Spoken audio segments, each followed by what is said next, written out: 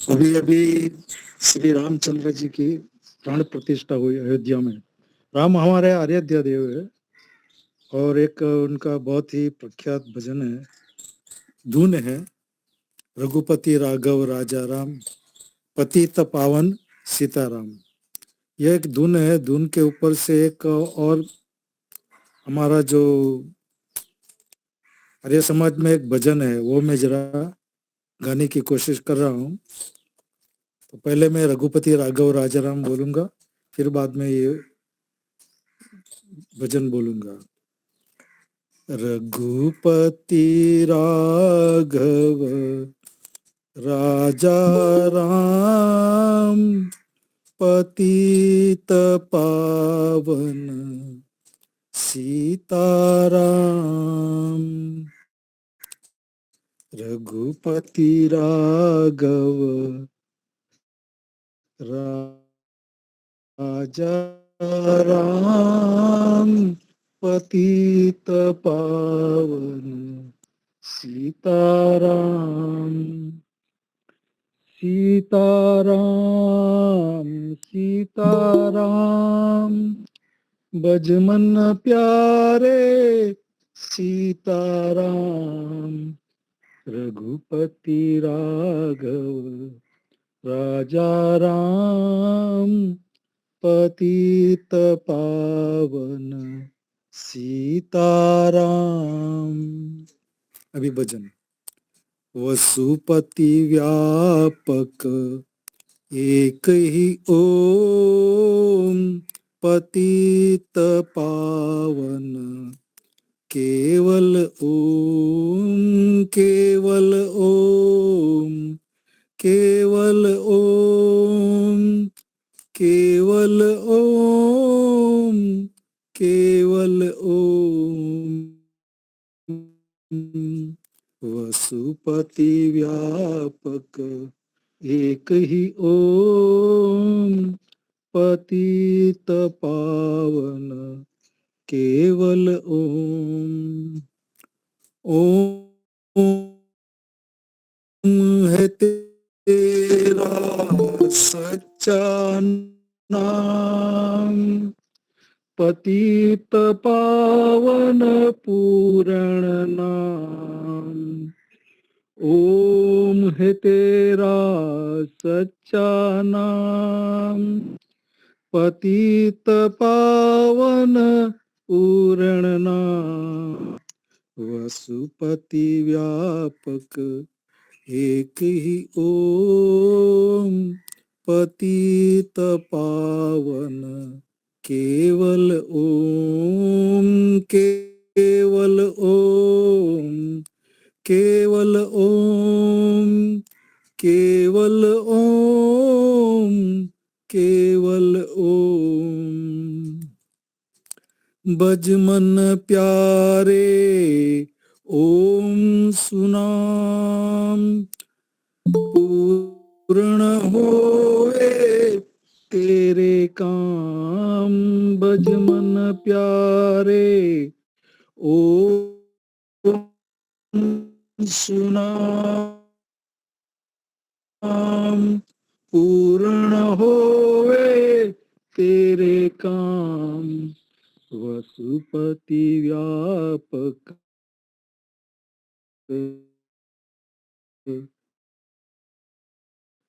एक ही ओम, पतित पावन केवल ओम, केवल ओम, केवल ओम, केवल ओम, केवल ओम, केवल ओम, केवल ओम।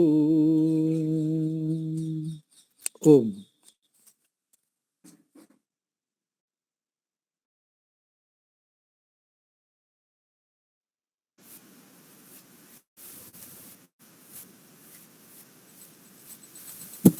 ये जग दुनिया गई थी। हाँ जी, सुनो, प्रार्थना करेंगे।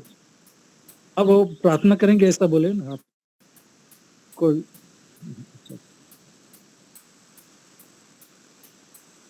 जी जी धन्यवाद। मंत्र पाठ करेंगे। ओम विश्वानि देव सवितर्दुरितानि परासुव यद्भद्रं तन्न आसुव। सबको सादर नमस्ते जी। चलिए अभी 2-3 मिनट हम शंका आदि कुछ हो तो पूछिए, थोड़ी चर्चा करते हैं, तब तक और लोग आएंगे, फिर हम अपनी कक्षा प्रारंभ करेंगे। प्रहलाद ठाकर जी, पिछली क्लास में कहाँ चले गए थे आप? अरे बहन जी क्या बताऊं, अभी मैं इतना पैक हो चुका हूँ कि आज भी अभी मैंने 2-3 व्यक्ति को बोला कि भाई आज मैं नहीं छोड़ पाऊंगा, हाँ। आप मुझे माफ करो। अच्छा। तो अभी आपने कहा ना शंका का, तो मुझे तुरंत आप याद आ गए। उस वक्त भी याद आया था आप, जब मैंने प्रश्न पूछा था प्राण प्रतिष्ठा वाला, शायद आप उसमें थे, आप नहीं थे ने? नहीं। वो बहन जी, वो देखो मैंने फिर आचार्य जी से भी बात किया, तो बोले प्रहलाद भाई इसमें क्या होता है कि वो जो न्याय दर्शन में कई प्रकार के छल वगैरह दिखाया है ना, इस तरह की बात हो जाती है कई बार। तो ये क्या है कि खैर अपने ही आर्य समाजी है, कोई बात नहीं। प्राण प्रतिष्ठा के बारे में उन्होंने अच्छी बात बताई थी। वैसे युवा थे और मैं तो नहीं जानता हूँ, ज्यादा मुझे परिचय नहीं है, लेकिन उन्होंने ये बात बताई कि हम लोग प्राण प्रतिष्ठा के नाम से समझे कि प्राण मतलब ईश्वर में प्रतिष्ठित होना। उनका ये कहना ठीक था कि प्राण, हम जो वो नहीं है, गायत्री मंत्र का एक अर्थ ये भी है कि प्राण प्रदाता, संकट दाता है, सुखदाता ओम ओम, है ना वो। तो उस तरह से शायद वो हम अगर कंसीडर करें तो वो ठीक है कि ये प्राण में प्रतिष्ठित हो। हमारा प्राण तो ईश्वर है, प्राण प्रदाता है, जो भी कहे हम। लेकिन इसके बारे में आप न्याय दर्शन के जो सुके साथ में लेकर अगर हमको समझा सकते हो, जो हम कहते हैं प्राण प्रतिष्ठा वाली बात, तो वो तो है सांस वाली बात कि प्राण का ईश्वर में प्रतिष्ठित होना, ये कहा ना मैंने। हाँ, जैसे कि हम कहते हैं ना कि वो सांस लेना बंद हो गया तो बस वो उसमें से प्राण निकल गया, और वो सांस ले रहा है तो उसमें अभी प्राण है या तो आत्मा है, वो वाली बात है ना। हाँ, तो ईश्वर में प्रतिष्ठित कौन होता है? वहाँ जो प्राण निकल गए उसका अर्थ ये है कि जीवात्मा निकल गया। जी हाँ, जी हाँ। तो ईश्वर में प्रतिष्ठित कौन होता है? जीवात्मा प्रतिष्ठित होता है ना। जीवात्मा की स्थिति होना, ये प्राण प्रतिष्ठा कह रहे हैं, ठीक है। जीवात्मा है चेतन, क्या वो मूर्ति चेतन है जो प्रतिष्ठित होगी ईश्वर में? ना, उस प्रकार से नहीं संभव ही, वो तो संभव ही नहीं है ना। हाँ, तो ये तो सिर्फ गोल गोल करके बात को सिद्ध करने का है, बाकी ये सही नहीं है। हम मूर्ति की स्थापना का समर्थन करते, हमें बहुत खुशी है, हमने भी बहुत खुशी मनाई। ऐतिहासिक दिन है, हिंदुओं की एकता का दिन है, स्वाभिमान का दिन है। हमारे बहुत महान पूर्वज जिनकी जमीन छिन गई थी, उनको आज उनकी जमीन मिली, उनका घर मिला, उसकी हमें बहुत बहुत खुशी है और हम पूरा पूरा समर्थन करते हैं। और यदि आपने उस दिन का प्रवचन सुना हो, एक स्वामी जी थे, उन्होंने कहा था ये सिर्फ प्राण प्रतिष्ठा का दिन नहीं है, ये भारत के स्वाभिमान का दिन है। जी हाँ, राइट। हाँ। तो हम भारत के स्वाभिमान के दिन के रूप में उसको देखते हैं, हमारे हिंदुत्व की विजय है, हम उस रूप में देखते हैं। अब उसी में यदि प्राण प्रतिष्ठा उन्होंने कर दी है तो ठीक है, उन्होंने कर दी, वो हमारे वैदिक रूप से सही नहीं है, पर ठीक है, इतने बड़े कार्य में उन्होंने इस प्रकार से किया तो वो उनका कार्य है। और दूसरी बात, इसको बहन जी मैं ऐसे मानता हूँ कि वो कौन मुंबई में थे जिन्होंने ये गणपति का वो हिंदुओं को इकट्ठा करने के लिए किया था? तिलक। हाँ, तिलक। हाँ, यस, हाँ, बाल गंगाधर तिलक। हाँ, तो वो वाली बात है, ये तो मुझे ऐसा लग रहा। देखिए इसमें क्या होता है ना जी, ये जो है प्राण प्रतिष्ठा आदि, अब यदि मोदी जी कर रहे हैं तो मोदी जी हैं राजा, ठीक है। मोदी जी कौन है? वो है राजा। राजा को संगठन बनाने के लिए, देश को आगे चलाने के लिए सबको एक करने के लिए थोड़े बहुत छल तो करने पड़ते हैं ना। कृष्ण जी महाराज ने किए थे कि नहीं किए थे? जी हाँ, जी हाँ, किए सही थे ना बात। छल। क्या कृष्ण जी को नहीं पता था कि मैं गलत कर रहा हूँ? पता ही उनको था। मालूम था। वो तो हमसे बड़े ज्ञानी थे, उनको मालूम था। लेकिन उन्हें पता था कि अगर मैं छल नहीं करूंगा तो ये पूरा राजपाट विधर्मियों के हाथ में चला जाएगा। तो देश की रक्षा के लिए, धर्म की रक्षा के लिए उन्होंने छल किया था और हमने वो स्वीकार भी किया। हमने कभी उंगली नहीं उठाई कि कृष्ण जी की पूजा मत करो, उन्होंने तो झूठ बुलवाया था, छल किया था। हमने नहीं किया ना कभी विरोध। तो उसी प्रकार मोदी कौन है? वो है राजा। उनको पूरे देश को एक करके चलना है। देश की उन्नति उनके हाथ में। और उन्नति कब होगी? जब लोग उनका समर्थन करेंगे। क्या सारे लोग वैदिक हैं? नहीं है, सारे वैदिक नहीं है। मुश्किल से 1-2% होंगे वैदिक। तो बाकी जो 98% हैं, उनको भी तो साथ लेके चलना है ना, कि ठीक है भाई, उनकी खुशी के लिए हम ये कर देते हैं। तो इसलिए उन्होंने प्राण प्रतिष्ठा वाला कार्य कर दिया। मैं खुद मोदी जी से आमने सामने मिली हूँ, उनसे बात की है। और मैं आपको बताऊं, हम तो दयानंद जी का सिर्फ आध्यात्मिक रूप जानते हैं ना। दयानंद जी को हम आध्यात्मिक रूप से ही जानते हैं। क्या दयानंद जी केवल आध्यात्मिक थे? नहीं, वो बहुत बड़े राजनीतिज्ञ भी थे। तो मोदी जी जो है ना, वो हमसे ज्यादा दयानंद जी को जानते हैं। आध्यात्मिक रूप भी जानते हैं, राजनीति वाला रूप भी जानते हैं। तो मोदी जी आर्य समाज को भी जानते हैं, वेदों को भी जानते हैं, और उनको ये भी पता है कि जनता को अपने साथ कैसे रखना है। तो ठीक है, उतना बड़े कार्य में आउटकम क्या हुआ? इतना बड़ा जो कार्यक्रम हुआ, उसका आउटकम ये हुआ कि हिंदू एक हो गया। अरे एकदम हिंदू, एकदम हाँ, हिंदू जाग गया। जाग गया। Yes, exactly. बहुत बहुत परिवर्तन आ रहा है। मैं ये इस पे यूट्यूब पे कुछ शॉर्ट्स देखती हूँ, तो उसमें यंग लड़के जो हैं, युवा, जो जीन्स वीन्स पहनने वाले ना, धोती पहन के घूम रहे हैं मॉल में, धोती का प्रचार कर रहे हैं। अभी एक एडवर्टाइज थी कपड़ों की, यहाँ पे जय श्री राम लिखा हुआ शर्ट के ऊपर, पीछे हनुमान बने हुए, इस तरह के कपड़ों का प्रचार हो रहा है। तो ये जो छोटी छोटी चीजें होती हैं ना, ये हमारे अंदर संस्कार जगाती हैं, हमारी संस्कृति को हमें बचा के रखने का एक वो देती हैं कि नहीं, हमको अपने जो हमारी संस्कृति है उस पर गर्व करना है।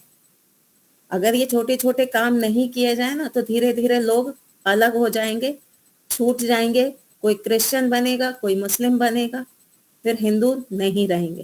तो ये बहुत बहुत बड़ा काम हुआ है। इसका रिजल्ट हमको आगे दिखेगा। आगे जाके अगर ऐसे ही लहर रही ना, तो हो सकता है गुरुकुल परंपरा भी आ जाए। लोग बोलें कि जैसे राम जी गुरुकुल में गए थे, हम अपने बच्चों को भी गुरुकुल में भेजेंगे। हम अपने बच्चों को वेद पढ़ाएंगे, दर्शन पढ़ाएंगे, उपनिषद पढ़ाएंगे। हो सकता है ये दिन भी आ जाए।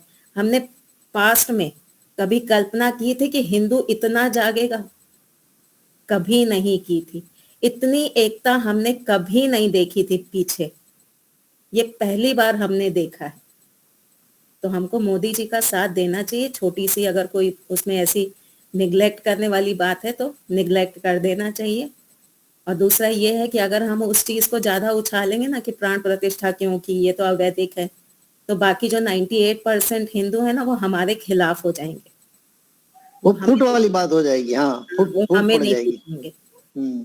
तो इसलिए इतना छोटा सा वो हम छोड़ सकते हैं। ठीक है, चलिए कोई हाँ, और। कई लोग ये भी कहते हैं कि ये जो चुनाव आ रहा है अभी 24 हम्म। में, हम्म। तो इसके लिए भी वो ये तारीख नक्की किया था। हम्म। और जो अपने जो शुभ मुहूर्त वगैरह है, हम्म। वो एक लड़का था यहाँ पे, हम्म। कुछ पढ़ा लिखा था, हम्म। वो ज्योतिष जानता था, हम्म। तो उसी के ऊपर चला दिया फिर। हम्म। ऐसे बहुत सारे इसमें कमेंट्स भी आते हैं। हम्म। लेकिन ये जो संगठन हुआ, हम्म। वो तो बहुत जबरदस्त हुआ, इसमें कोई अच्छा, अगर उन्होंने वोटिंग के डाउट लिए नहीं। भी किया, अगर उन्होंने चुनाव के लिए भी किया, तो साम वो दाम तो दंड इसमें, भेद बताया हाँ गया है कि नहीं? हाँ, वो बताया तो गया है। है ना? हाँ, लोगों को इकट्ठा किया, तो क्या गलत कर दिया? अगर हिंदुओं को बहुत अच्छा। इकट्ठा करके उन्होंने 22 तारीख सोची और ये सोचा कि मैं 2024 में जीत जाऊंगा, तो क्या गलत किया? हर कोई जीतने के नहीं लिए नहीं, कुछ बहुत ना कुछ अच्छा। करता ही है ना। हम सब, नहीं नहीं, वो तो हम हम साम में से दाम, कोई हाँ। खड़ा हो जाए चुनाव में, क्या हम सारे पैंतरे नहीं अपना लेंगे? कहाँ कहाँ से वोट ले आए?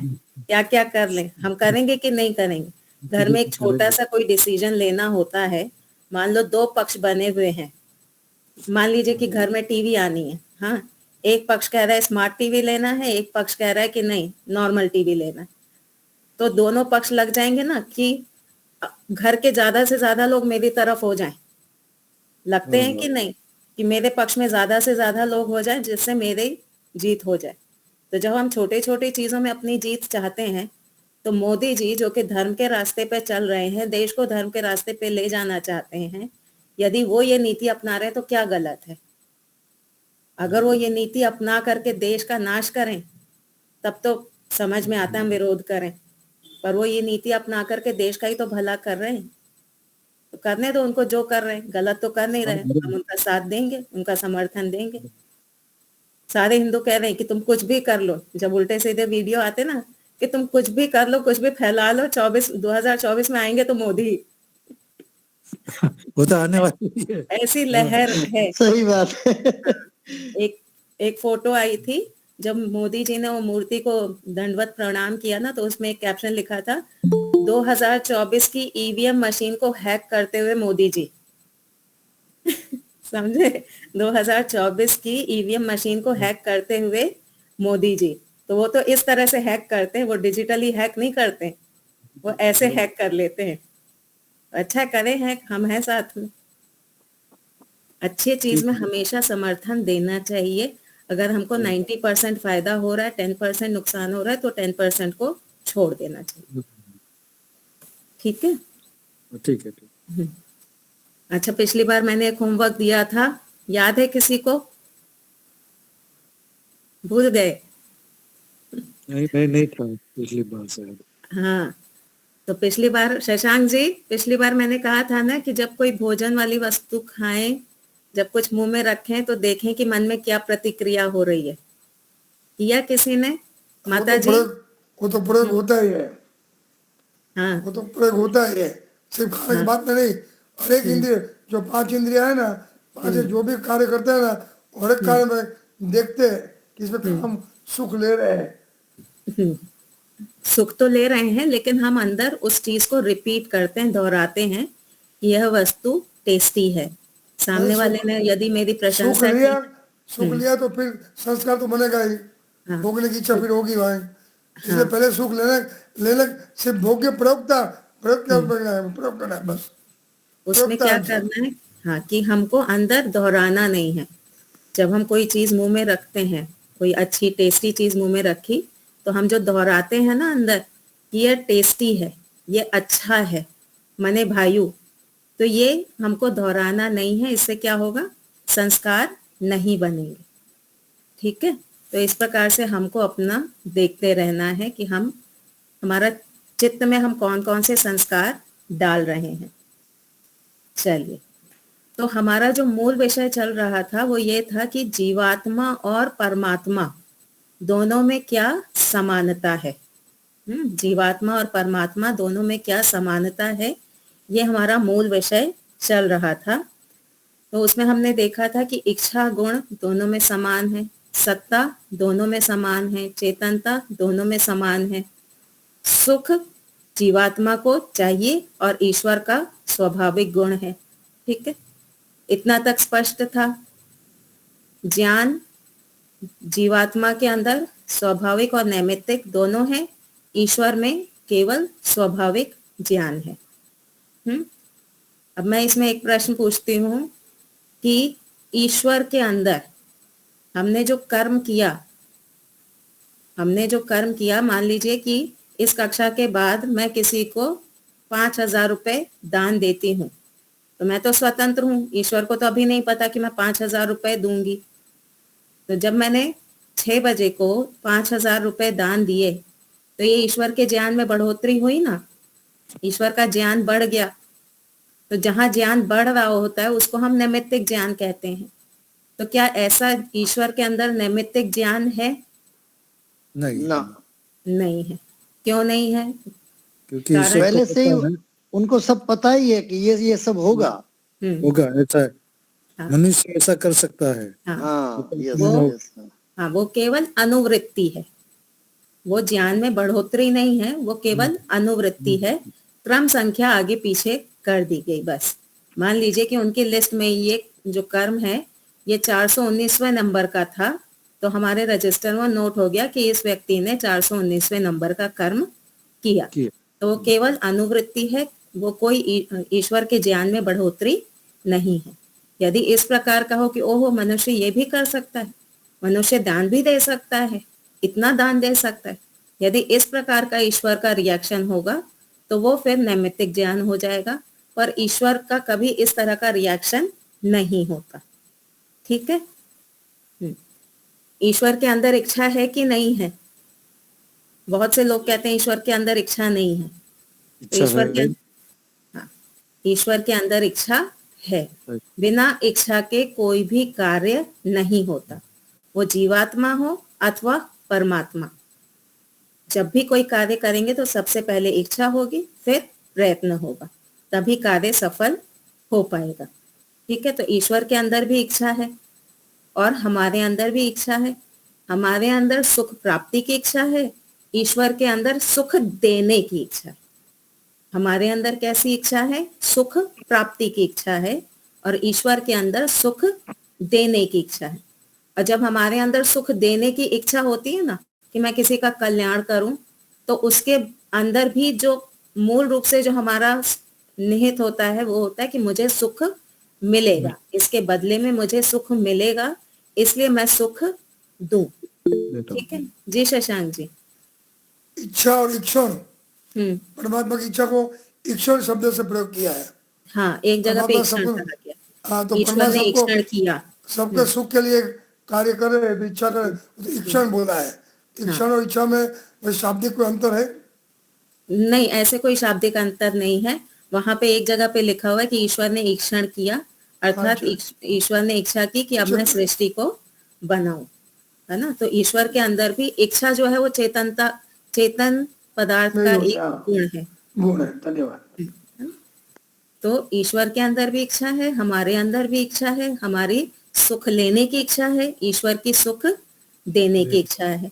अब इसमें अगर कोई ये उठाता है, शंका उठाता है या फिर कोई विरोध करता है कि ईश्वर अगर सुख देने की इच्छा करता है तो गधा कुत्ता घोड़ा क्यों बना देता है, उसमें तो सुख नहीं है ना।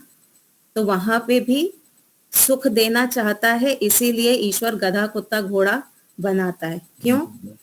क्योंकि जब मनुष्य का शरीर मिला था तब आपने बहुत सारे पाप किए। मनुष्य का शरीर मिला था तो अब आपने बहुत सारे पाप किए। अब अगर आगे भी आपको मनुष्य का शरीर ही मिलेगा, पाप का परिणाम दुख होता है, आगे भी अगर आपको मनुष्य का शरीर ही मिलेगा तो आप और अधिक पाप करते जाएंगे, आपका दुख बढ़ता जाएगा। इसलिए वहां पे ब्रेक लगाने के लिए ईश्वर ने क्या किया, जानवर के शरीर में डाल दिया, गधा कुत्ता घोड़ा आदि के शरीर में डाल दिया, ताकि आप पाप करने से रुक जाओ। और दूसरा, आपके बुरे बर्ताव के कारण, बुरे कर्म के कारण जो दूसरों को दुख हो रहा था, जैसे आतंकवादी आदि हैं, उनका जो कर्म है उससे क्या होता है, दूसरे लोगों को दुख होता है कि नहीं होता।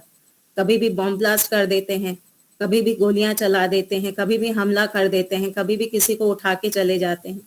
तो उससे जो समाज में अन्य लोगों को दुख हो रहा है तो उसको भी तो ईश्वर रोकेंगे ना।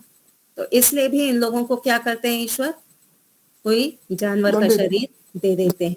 तो इस प्रकार से भी ईश्वर, वहां दुख देने की ईश्वर की भावना नहीं होती, उस आत्मा का भी कल्याण करना है और दूसरा अन्य लोगों को जो उससे दुख मिल रहा था उसको भी रोकना है। तो ईश्वर की सदा इच्छा क्या होती है कि मैं सुख ही दूं। जैसे माता पिता की इच्छा क्या होती, क्या वो अपने बच्चे को दुख देना चाहते हैं? नहीं देना चाहते, है ना।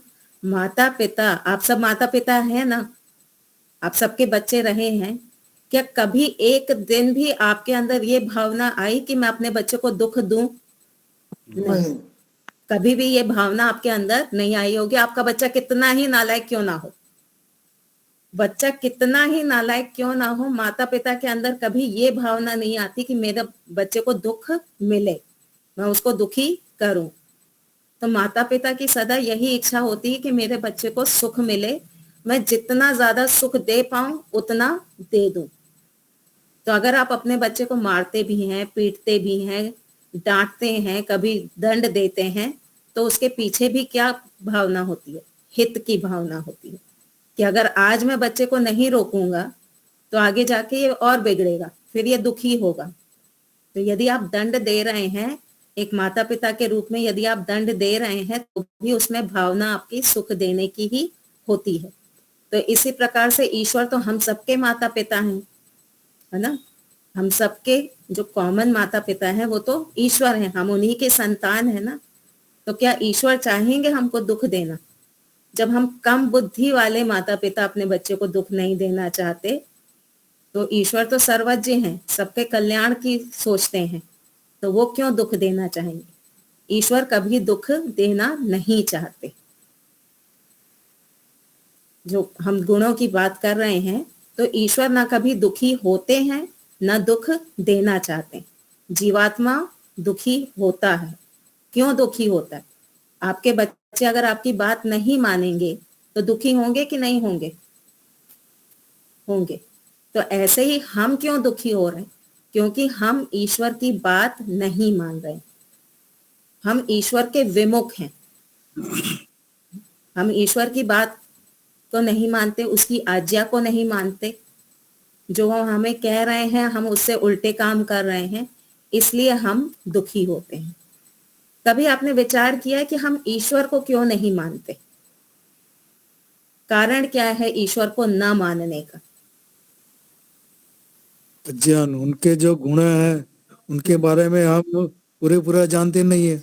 जैसे कि आपने अभी बताया कि ईश्वर हमें जो पाप किया उसकी सजा देते हैं, तो हमको घोड़ा बिल्ली कुत्ता बनाया है, तो आगे जो हम कार्य करेंगे तो उससे जो हमको दुख मिलेगा उस दुख से बचाते हैं।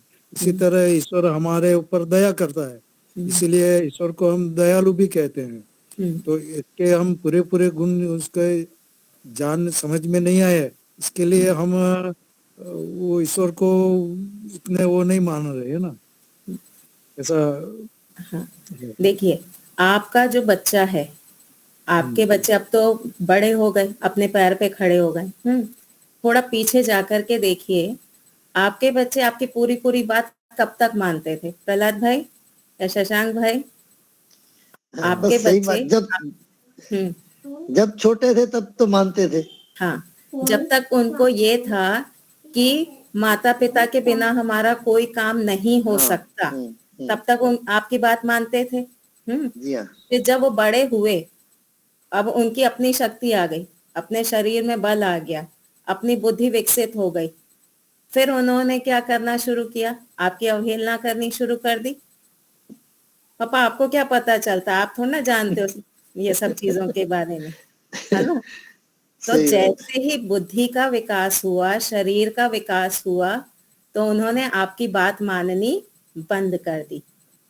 और जब उनको ये लगा कि नहीं, इस कार्य में हमारी बुद्धि कम पड़ रही है, हम तो यहाँ फेल हो रहे हैं, फिर वो आपके पास आते हैं कि नहीं आते सलाह लेने?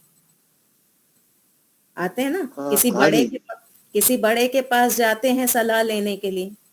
तो कब गए सलाह लेने के लिए? जब उनको अपनी बुद्धि का, अपने ज्ञान का, अपने शरीर का जो अभिमान था, जब वो टूटता है ना, तब वो किसी बड़े के पास जाता है। जी हाँ। व्यक्ति का जब अभिमान कम होता है ना, तब वो किसी बड़े के पास जाता है सलाह लेने के लिए। जब तक उसके अंदर अभिमान होता है कि मेरे पास बुद्धि है, मेरे पास बल है, मेरे पास शक्ति है, तब तक वो किसी के आगे झुकता नहीं है। सही बात है कि नहीं है? एकदम एकदम। तो बस यही चीज हमारे अंदर है। हम ईश्वर को क्यों नहीं मान रहे? क्योंकि हमारे अंदर अपने शरीर का, अपने ज्ञान का अभिमान है। जब कोई युवा कहता है कि मुझे ईश्वर प्राप्ति करनी है, समाज उसको क्या कहता है? अन्य लोग क्या कहते हैं? अभी क्यों ईश्वर प्राप्ति करनी है? बुढ़ापे में करना ना। अभी क्यों करनी है ईश्वर प्राप्ति? बुढ़ापे में करना। राम नाम तो बुढ़ापे में भजा जाता है, अभी थोड़ा ना। अभी तो खाओ पियो आराम करो। तो ये क्यों कहते हैं? क्योंकि उनके बुद्धि में बैठा हुआ कि अभी तो मेरा शरीर बलवान है ना, अभी तो मैं सारे अपने काम कर पा रही हूँ। बुढ़ापे में जब शरीर टूटेगा, जब किसी लायक नहीं रहूंगी, तब भगवान का नाम जपूंगी। मुझे भगवान की जरूरत तो तब है। तो ये शरीर का अभिमान हमको ईश्वर तक जाने से रोकता है। मेरे पास बहुत बुद्धि है, मैं अपनी बुद्धि से पैसा कमा करके सुख प्राप्त कर सकती हूँ। मेरा शरीर कभी बूढ़ा नहीं होगा, शरीर मेरा सदा जवान रहेगा। ऐसी बुद्धि होने से मुझे ईश्वर तक जाने को, ये मेरी जो वृत्ति है, जो विचार है, ये मुझे ईश्वर तक जाने में रोकते हैं। तो ये जो मिथ्या अभिमान है ना, ये हमको ईश्वर तक जाने से रोकता है। जिस दिन हमारी बुद्धि में ये बैठेगा कि ये जो शरीर है, ये जो ज्ञान है, ये मेरा नहीं है, ये जो शरीर है, ये जो ज्ञान है, ये मेरा नहीं है, ये सब कुछ छूटने वाला है, तब हम ईश्वर की ओर जाएंगे, तब हम झुकेंगे। कभी आप में से कभी किसी ने अपमान सहन किया है? एकदम से भरी सभा में आपका अपमान हो गया, या 2-4 लोगों के सामने आपका अपमान हो गया है, कभी ऐसा हुआ है? बचपन में डांट वांट पड़ी हो? होता है, होता है, होता है ना। होता तो है। जब, हाँ, तो जब ये अपमान होता है तो कैसी फीलिंग आती है?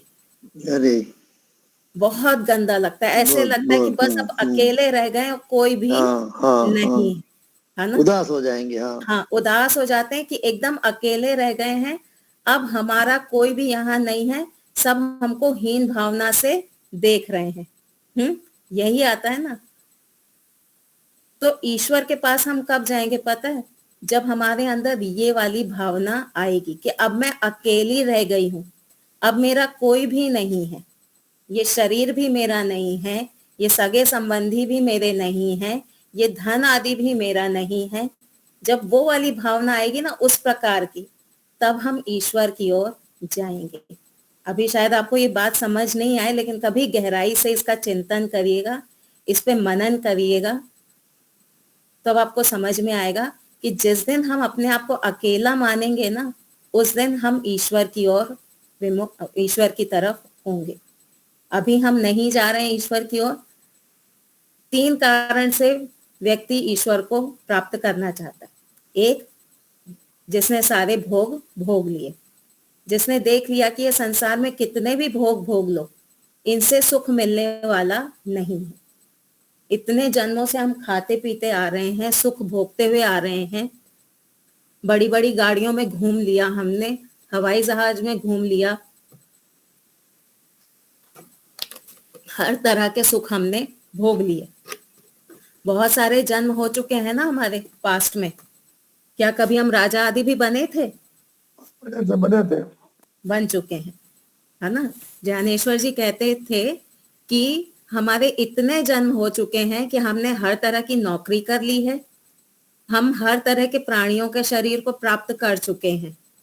और वो तो यहाँ तक कहते थे कि इतने जन्म हो चुके हैं कि संसार में जितनी आत्माएं हैं ना, सबके साथ हम कभी ना कभी एक बार कांटेक्ट में आ चुके हैं।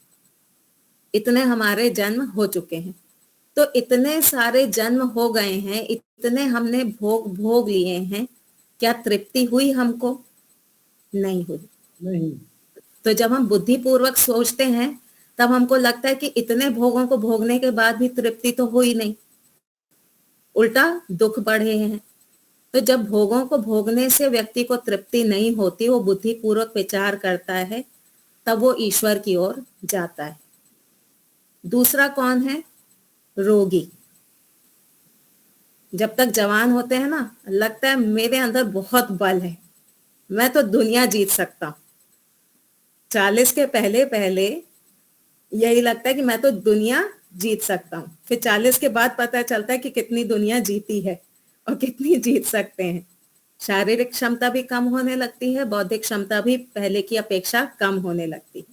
मैं खुद अब अपना देख रही हूँ ना, मुझे पता चल रहा है कि कैसे कैसे डाउन हो रहा है। जो पहले जितना शार्पनेस होती है ना बुद्धि की, धीरे धीरे भूलने लगते हैं। लीला माता जी सही है ना, बातें भूलने लगते हैं ना। अभी यहाँ से उठेंगे, अलमारी खोलेंगे कि ये निकालना है, जब तक अलमारी खोलते ना भूल जाते हैं कि क्या निकालने वाले थे, किस लिए आए थे यहाँ पर। क्या चाहिए था हमको वो भूल जाते हैं, है ना। तो धीरे धीरे पता चलता है कि नहीं, ये शरीर में क्षमता कम होती जा रही है। रोगी पड़ते हैं तब तो कैसा होता है, जब बहुत अधिक पीड़ा होती है तब तो लगता है बस सब कुछ छूट जाए, नहीं चाहिए ये शरीर। जब बहुत ज्यादा दर्द आदि होता है ना, जैसे बताते हैं कि कैंसर जब होता है, मान लीजिए हड्डियों का कैंसर है या कोई और कैंसर है, तो उसमें शरीर में बहुत अधिक पीड़ा होती है, बहुत अधिक दर्द होता है, व्यक्ति सहन नहीं कर सकता।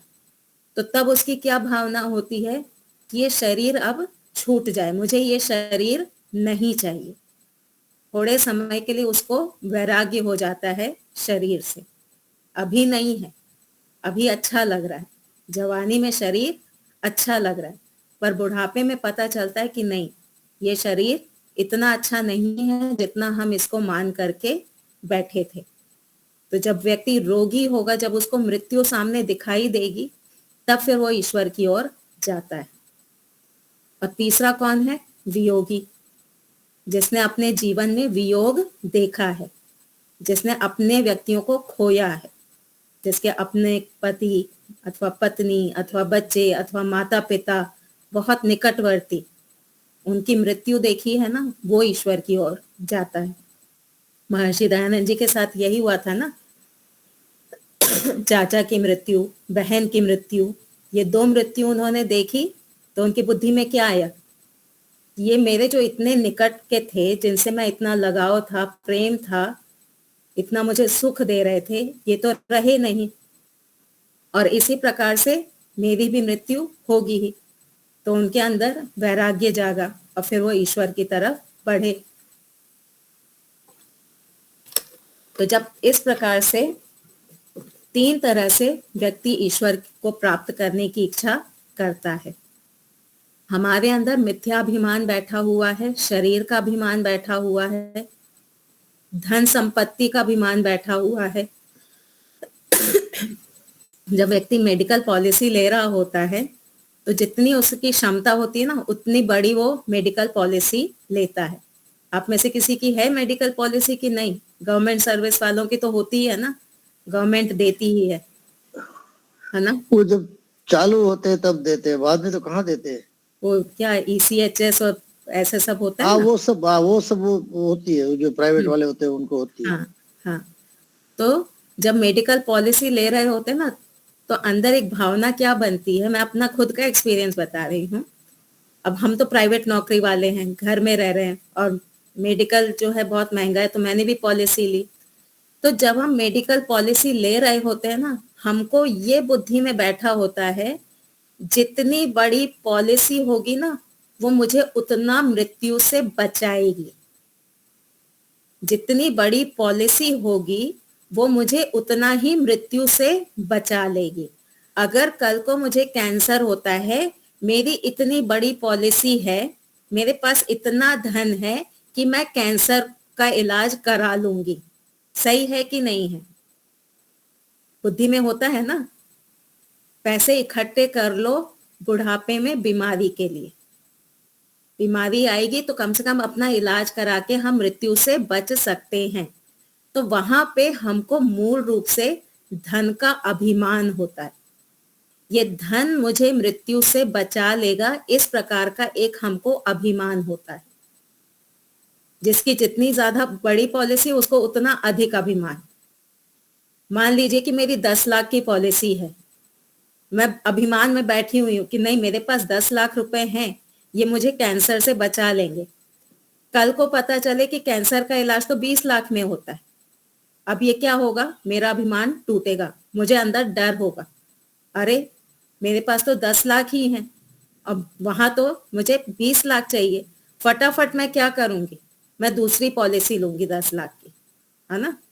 और जब 20 लाख हो जाएगा तब मुझे तसल्ली हो जाएगी कि हाँ, मेरी मृत्यु टल गई। ये अंदर मेरे भावना जागेगी कि मेरी मृत्यु टल गई। तो ये होता है धन का अभिमान। धनी व्यक्ति यही विचार करता है कि मुझे मृत्यु नहीं आएगी।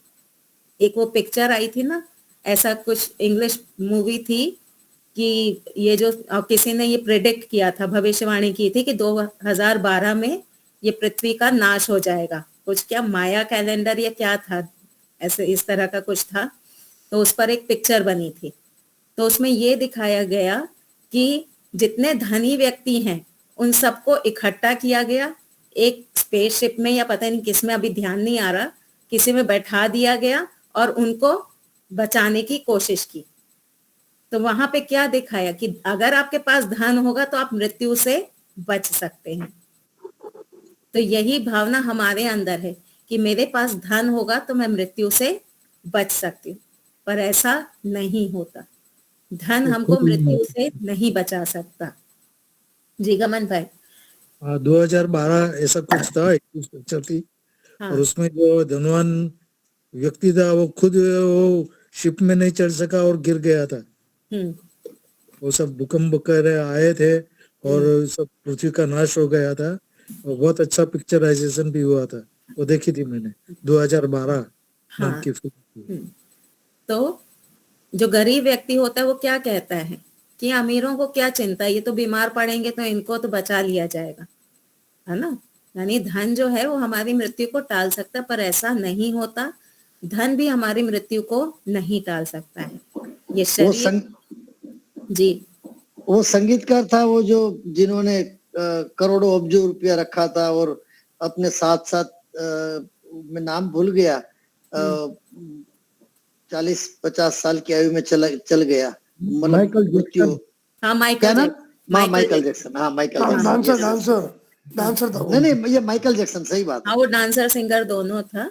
हाँ वो दोनों थे। हाँ हम्म अब क्या हुआ, अब उन्होंने तो अपने एक एक अंग के लिए अलग अलग डॉक्टर रखा था। हाँ जी हाँ जी हाँ हाँ ऐसा सुनने में आता था कि कितने 150 डॉक्टरों की टीम होती थी, या पता नहीं हाँ कितने साथ में डॉक्टरों ही। की टीम हाँ सदा हाँ उसके साथ रहती थी जी हाँ मृत्यु से बचाने के लिए। जी हाँ। कि इसको वो चाहता था अमर होना, पर अमरता ऐसे प्राप्त नहीं होती। अमरता जो है वो ऐसे प्राप्त नहीं होती। उस शरीर टूटेगा, इसका उस नाश। व्यक्ति का क्या नाम था जिसकी 150 डॉक्टर होते थे? Michael Jackson. Michael Jackson. Michael Jackson ji. हम्म, धन्यवाद। वो जब पैदा हुआ था तो काले रंग वाला था, उसके बाद उसने अपनी बहुत सारी प्लास्टिक सर्जरी आदि कराई। जीवनी ये पढ़ी इसकी मैंने, ये नाम नहीं ध्यान आ रहा था। हाँ हाँ। तो ये सारी चीजें हमको मृत्यु से नहीं बचा सकती हैं, तो इनका हमको मिथ्या अभिमान नहीं करना है। शरीर आदि भी छूटेगा ही। यदि कोई हमको अंदर से शांति दे सकता है, सुख दे सकता है, संतोष दे सकता है, आत्मबल दे सकता है, तो वो केवल और केवल ईश्वर है। हमको अंदर से अगर कोई मजबूत बना सकता है ना, तो केवल ईश्वर बना सकते हैं और कोई नहीं बना सकता। हम अभी जो प्राप्त कर रहे हैं ये केवल शाब्दिक ज्ञान है। हम जो अभी प्राप्त कर रहे हैं ना, ये केवल शाब्दिक ज्ञान है। अभी हमको ऐसा लग रहा है कि हम अंदर से मजबूत हैं, लेकिन जब हमारे किसी अपने की मृत्यु होगी ना, तब हमको पता चलेगा कि हम अंदर से कितने मजबूत हैं। पांडे जी का क्या नाम हो गया था संन्यास के बाद? प्रज्ञानंद जी ना, प्रज्ञानंद जी। तो मैं तो उनको बचपन से जानती थी। मैं लगभग 7वीं 8वीं में थी, तब से मैं उनको जानती थी। उनसे थोड़ी मैथ्स वैथ्स पढ़ी भी थी मैंने। तो वो भी बहुत अच्छे विद्वान थे, बहुत चिंतन विचार करने वाले थे। तो जब उनकी धर्म पत्नी की मृत्यु हुई है ना, तब मेरी बात हो रही थी उनसे, तब उन्होंने कहा था कि जया बेन, हम कितना भी अच्छा प्रवचन कर ले, हम कितना भी अच्छा अपने आप को साबित कर ले, लेकिन हमारी रियल परीक्षा कब होती है? जब हमारा कोई निकट का मृत्यु को प्राप्त होता है, तब हमें पता चलता है कि हम अंदर से कितने मजबूत हैं। तो जब हमारे किसी निकट वाले की मृत्यु होगी ना, तब हमको पता चलेगा कि हमने ये जो इतने प्रवचन किए, इतने प्रवचन सुने, इतने शास्त्र पढ़े, उनका क्या असर हुआ। और दूसरा कब पता चलेगा? जब हम खुद बिस्तर में होंगे, जब हम खुद हॉस्पिटल के बेड पे होंगे ना, तब हमको पता चलेगा हमारी कितनी उन्नति हुई। अभी हम कितना भी कह लें कि मैं बहुत ईश्वर में विश्वास रखने वाली हूँ, मैं बहुत मजबूत हूँ, मैं अनित्यता देख रही हूँ, हमको रियलिटी तब पता चलेगी जब हमारे सामने परिस्थिति आएगी।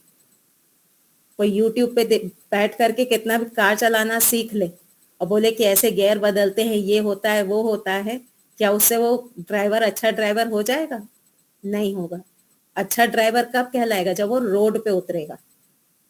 रोड पे जब चलाना शुरू करेगा ना, तब पता चलेगा कि कितने अच्छे ड्राइवर हो आप। तो हमारे साथ भी जब इस तरह की परिस्थितियां आएंगी ना, तब हमारा परीक्षण होगा कि हम अंदर से कितने मजबूत हैं। तो अभी से उसके लिए क्या करना पड़ेगा? ये जो शरीर का अभिमान है, धन का अभिमान है, घर आदि का अभिमान है, ये हमको छोड़ना होगा। ये कोई भी हमारा साथ देने वाले नहीं है। ये थोड़ी देर हमको सुख देंगे। ये जितने भी हमारे साधन है ना, ये हमको थोड़ी देर ही सुख देंगे। ये पूर्ण सुख हमको नहीं दे सकते। सब कुछ यहाँ पे छूटेगा ही। अच्छा, एक बात बताइए, मान लीजिए कि आपने एक किराए का घर खरीदा। आपने एक किराए का घर लिया। अब किराएदार ने, जो मकान मालिक है ना, उसने कहा कि ठीक है, आप इस घर में रहिए। आप इस घर में रहिए, और लेकिन एक शर्त है कि आप जितनी चीजें खरीदेंगे, इस घर में रहते हुए जितनी चीजें आप खरीदेंगे, वो आपको यहीं पे छोड़ के जानी होंगी। आप इस घर में रहो और जितनी चीजें आप खरीदोगे, आपको इस घर में छोड़ के जानी होगी। एक भी चीज आप ले नहीं जा सकते। तो आप एज किराएदार कितनी चीजें इकट्ठी करेंगे? हरेश भाई? बहुत कम, नहीवत, बहुत कम। नहीवत, अनावश्यक कोई नहीं एक करेगा। गद्दा रखेंगे, एक तकिया रखेंगे, एक ओढ़ने का रखेंगे। किचन में कम से कम चीजें रखेंगे जिससे खाना पक जाए, खाना खा ले, है ना? साबुन आदि जो जो एकदम बेसिक हमारी जरूरत होगी ना, जिसके बिना नहीं चल सकता है। अपरिग्रह बाद हो जाएगा। हाँ, जिसके बिना हमारा नहीं चल सकता है, हम उतनी ही चीजें रखेंगे। सही है कि नहीं है? एकदम सही है। हाँ, एक चीज भी आप एक्स्ट्रा नहीं खरीदना चाहेंगे कि पैसा मैं डालूं और चला जाएगा मकान मालिक के पास। कार मैं खरीदूं और चली जाएगी मकान मालिक के पास। बढ़िया सा किंग साइज बेड मैं खरीदूं और ले लेगा मकान मालिक। तो एक पैसा भी एक्स्ट्रा डालेंगे आप? नहीं डालेंगे। जो बेसिक चाहिए ना, बस वही रखेंगे।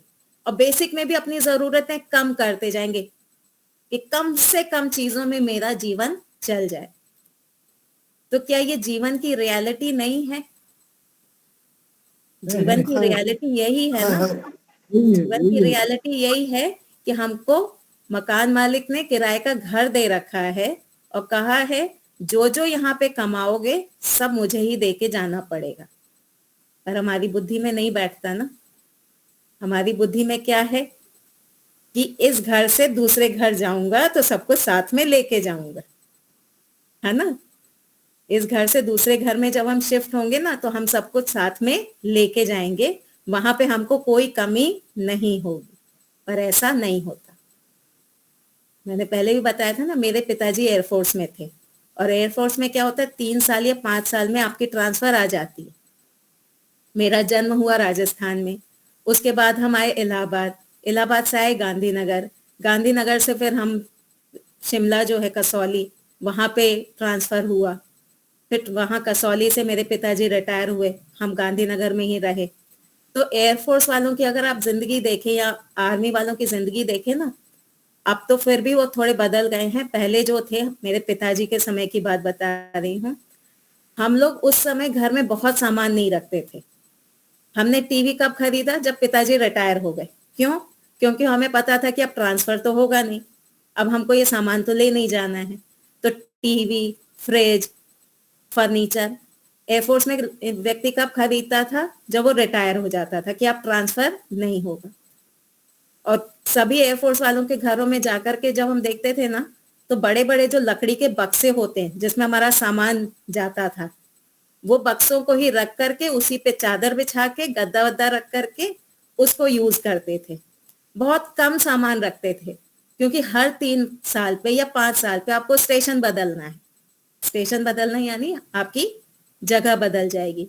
तो जब हमको स्टेशन बदलना है, जाते हुए रास्ते में अगर फ्रेजाइल जो सामान होता है ना, जो इजीली टूट जाए, ऐसा सामान होगा तो नुकसान हो जाएगा। तो हम लोग ज्यादा सामान रखते ही नहीं थे, बहुत बेसिक सामान हम लोगों के घरों में होता था, बर्तन आदि भी बहुत कम होते थे। और सबका क्योंकि लाइफस्टाइल एक जैसा ही था, एयरफोर्स वाले सभी का लाइफस्टाइल एक जैसा था, तो वहां पे मान अपमान की कोई बात थी ही नहीं। तो हम लोग ऐसी जिंदगी हमने देखी है। तो यही हमारी रियलिटी है। हमारा भी ट्रांसफर होने वाला ही है। ये शरीर छोड़ करके हमको दूसरे शरीर में जाना ही है। तो जब जाना है और सब कुछ यहाँ छोड़ के जाना है, तो फिर क्यों हम इतना इकट्ठा करते हैं, क्यों हम हाय हाय करते रहते? जितना समय हम पैसा कमाने में लगे हुए हैं, उतने समय में यदि हम स्वाध्याय कर ले, तो क्या वो लाभकारी नहीं होगा? आज का युवा क्या कर रहा है? एक नौकरी, दो नौकरी, ओवर टाइम, ये वो क्यों कर रहा है? ताकि ज्यादा से ज्यादा पैसा आए। जितना पैसा आएगा उतनी ज्यादा संपत्ति खड़ी करेंगे, घर बनाएंगे, गाड़ी लेंगे। आप लोगों के टाइम पे घर कब खरीदा जाता था? रिटायरमेंट के बाद, है ना? जब पेंशन, ये पीएफ वगैरह मिलता था, तब घर बनता था। आज पहली नौकरी में ही घर खरीद लिया जाता है लोन लेकर के। तो हम क्या कर रहे हैं? हम संपत्ति को इकट्ठा करने में लगे हुए हैं। मैं एक ऐसे व्यक्ति को जानती हूँ जिनके बच्चे बाहर हैं, अमेरिका आदि में हैं। यहाँ पे वो अकेले हैं, बूढ़े हैं, लगभग 80 साल के होंगे। इस उम्र में भी उनको प्रॉपर्टी बनाने की लगी हुई है। इस 80 की उम्र में कोई यहाँ उनका है नहीं, पत्नी का देहांत हो चुका है, उसके बाद भी उनको लगता है मैं यहाँ पे प्रॉपर्टी बना लूं, वहां बना लूं, ये कर लूं, वो कर लूं। बच्चे आने वाले नहीं है यहाँ, उसके बाद भी मोह नहीं गया है। सोचिए कितनी अविद्या है। तो हमको ये जो मिथ्या ज्ञान है ना शरीर आदि का, वो छोड़ना होगा। इनसे हमको पूर्ण सुख की प्राप्ति नहीं होगी। इनसे आत्मबल बढ़ने वाला नहीं है। आत्मबल बढ़ाने वाला कौन है? सत्य ज्ञान।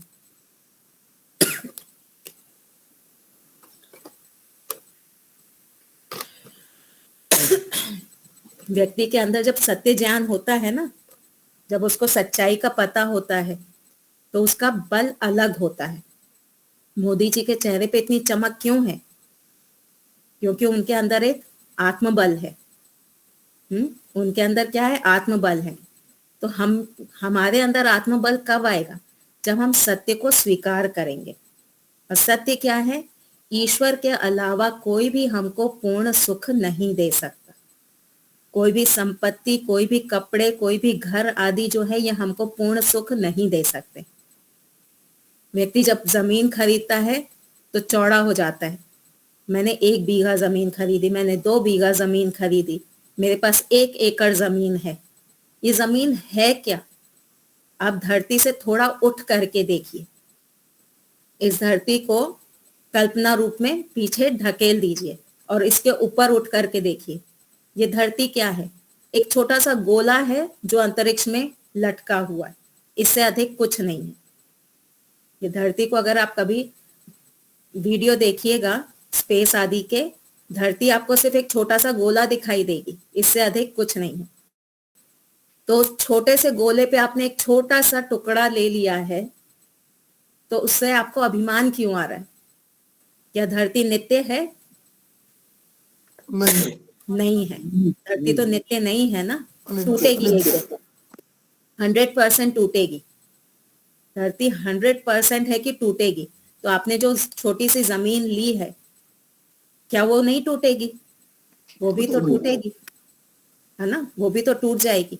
और यदि वो आपकी अपनी होती, जो वस्तु हमारी अपनी होती है ना, वो सदा हमारे साथ रहती। जो वस्तु हमारी अपनी होती है वो सदा हमारे साथ रहती। जैसे एक उदाहरण लें कि मान लीजिए मेरी आयु 100 वर्ष की है, तो ये 100 वर्ष तक ये शरीर मेरा अपना रहेगा, मेरे साथ ही रहेगा ना। 100 वर्ष के बाद छूटेगा, लेकिन जब तक ये मेरे साथ अपना है तब तक वो मेरे साथ रहेगा। तो वैसे ही अगर धरती मेरी अपनी होती तो ये हर जन्म में उतना टुकड़ा मेरे साथ चलना चाहिए था। क्या चलता है? क्या पिछले जन्म में भी इसी एड्रेस पे रह रहे थे, इसी घर में रह रहे थे? नहीं, पिछले जन्म में दूसरा घर था, वो घर छोड़ दिया ना, आपका छूट गया, आप तो नहीं छोड़ना चाहते थे, भगवान ने छुड़ा दिया। तो यदि वो आपका अपना होता तो इस जन्म में भी आपका साथ होता, आपको नया घर बनाना नहीं पड़ता, पर आपको नया घर बनाना पड़ रहा है। क्यों? क्योंकि वो छूट गया। तो इसी प्रकार से ये जो आपने छोटी सी जमीन खरीदी है, घर बनाया है, ये आपका अपना नहीं है, ये यहीं छूट जाएगा। क्या गाय भैंस आदि जिनका बाड़ा बना दिया जाता है उनको अभिमान होता है कि ये मेरा बाड़ा है, ये मेरा घर है? नहीं होता ना, उनको कभी अभिमान नहीं होता कि ये मेरा घर है। तो कम बुद्धि वाले गाय भैंस हैं, उनको अभिमान नहीं होता, तो हमें किस बात का अभिमान हो रहा है? मुकेश अंबानी ने दुनिया का सबसे महंगा घर बना रखा है ना, और लोग देख करके बोलते हैं अरे वाह कितना सुखी है, इतना बड़ा घर है। क्या घर आपको सुख देता है? नहीं, घर आपको सुख नहीं देता। आपको अगर सुख देते हैं ना, तो पहले तो घर में रहने वाले व्यक्ति आपको सुख देते हैं। आपका छोटा सा घर हो लेकिन आपके परिवार वाले आपके साथ हों तो सुख मिलता है। कोई पूछने वाला हो, माता जी खाना खाया, तबीयत कैसी है, सिर में दर्द तो नहीं हो रहा है, हाथ पैर दबा दूं, ऐसा कोई पूछने वाला हो ना, तो सुख मिलता है। घर से सुख नहीं मिलता। जब मेरे पिताजी को हम हॉस्पिटल से ले करके आ रहे थे तो उन्होंने कुछ बात कही, तो मैंने कहा कि पिताजी जब सब साथ होते हैं ना तो सुख अलग होता है, और एक भी यदि बीमार हो तो सुख नहीं होता। आपके पास बड़ी से बड़ी गाड़ी हो, मर्सिडीज कार आपके घर के बाहर खड़ी हुई हो, ड्राइवर खड़ा हुआ हो, लेकिन आपके साथ अपना कोई नहीं हो ना, तो आपको सुख नहीं मिलेगा। वही आपको आपका बेटा टू व्हीलर पे बैठा के घुमा दे, आपको सुख मिलेगा। मैं देखती हूँ ना मेरे पिताजी को, जब मैं कार में बैठा के उनको ले जाती हूँ ना डॉक्टर के पास या कहीं पे, उनके चेहरे पे जो सुख होता है ना, वो अलग होता है। तो जड़ वस्तुएं हमको सुख नहीं दे सकती, चेतन हमको सुख दे सकती हैं, लेकिन चेतन भी कुछ सीमा तक ही सुख दे सकती हैं। पूर्ण सुख हमको केवल ईश्वर दे सकते हैं। तो हमको जो दुख आ रहा है, ये हमारे मिथ्या अभिमान के कारण आ रहा है। इस मिथ्या अभिमान को, शरीर मेरा है, धन मेरा है, संपत्ति मेरी है, इसको हमको छोड़ना होगा, तो हम दुख से छूट जाएंगे। ठीक है दीपालिका जी, आपको जाना है तो आप जाएंगे, किसी को, है ना? हाँ तो मैं करवा दूंगी, मैं करवा दूंगी। हाँ जी, किसी को कोई शंका हो तो पूछिए, 2-3 मिनट हम